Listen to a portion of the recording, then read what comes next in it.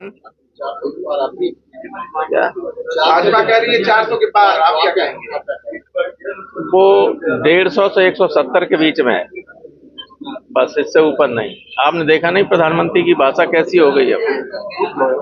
ये कोई जीतते हुए की भाषा नहीं होती है, ये हार की बौखलाहट की भाषा होती है। वो जो उत्तर और दक्षिण की बात करने लगे, की कल की नहीं की। कभी कोई प्रधानमंत्री अपने देश में लोगों को ऊपर उत्तर और दक्षिण बांटने के लिए बात नहीं कर सकता। नया बात भाजपा के ऊपर के जो बड़े बयान है इसको किसी में देखते हैं क्या बोले उनके तो बड़बोले आते ही, उनको कोई सीरियसली लेता है? आप लोगों को भी नहीं लेना चाहिए। और भाजपा के लोग की समाजवादी और कांग्रेस का संविधान खतरे में। देश का संविधान खतरे में? देश का संविधान, देश के संविधान में ही ये लिखा है, अनुच्छेद 21 में, फंडामेंटल राइट्स में, कि हर व्यक्ति का, किसी भी व्यक्ति का जीवन विधि सम्मत प्रक्रिया के बगैर नहीं लिया जा सकता।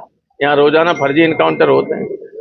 जेल से बाहर भी आदमी असुरक्षित, जेल के अंदर भी असुरक्षित, और पुलिस कस्टडी में भी असुरक्षित। रोज मारे जा रहे हैं। गाजियाबाद में मेरे ख्याल से कुल मिलाकर जो एनकाउंटर हुए, मरे तो कम है लेकिन एनकाउंटर हुए 400 से ज्यादा, और सबके पैर में गोली लगती, किसी का जीवन सुरक्षित नहीं।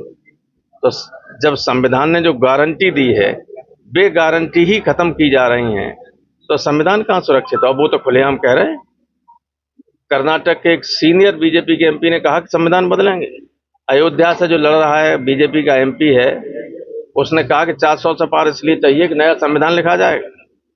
नाथूराम मिर्धा की बेटी है, 2 बार दूसरी बार लड़ रही एमपी है, कीर्ति मिर्धा, उसका आप सबने चला ही रहे अपने चैनल में, कह रहे कि संविधान बदलेंगे।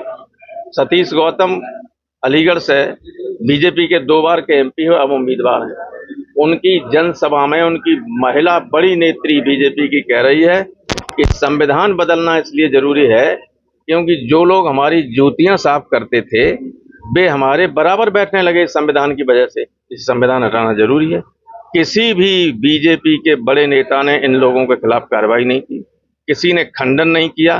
तो हमारा जो आरोप, हम तो लड़ ही रहे हैं इसलिए कि संविधान बचाना है।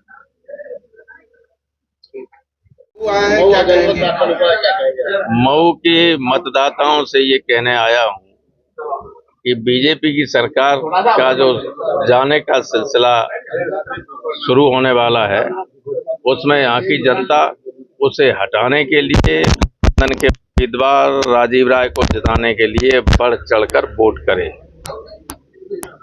यही अपील करने आया। समाजवादी पार्टी पर लगातार जो विपक्ष है इस बात का आरोप लगा रहा है। समाजवादी पार्टी, आपने देखा होगा बीजेपी के लोग सब में लिखते हैं मोदी परिवार, तो उनके तो 500 लोग लड़ रहे हैं, हमारे तो बहुत ही कम लड़ रहे हैं। हमारे तो 63 लोग लड़ रहे हैं हमारे परिवार के, उत्तर प्रदेश 63।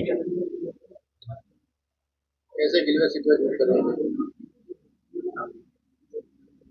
समाजवादी पार्टी से रामहरि चौहान ने उन्होंने छोड़ दिया है। कौन है ये?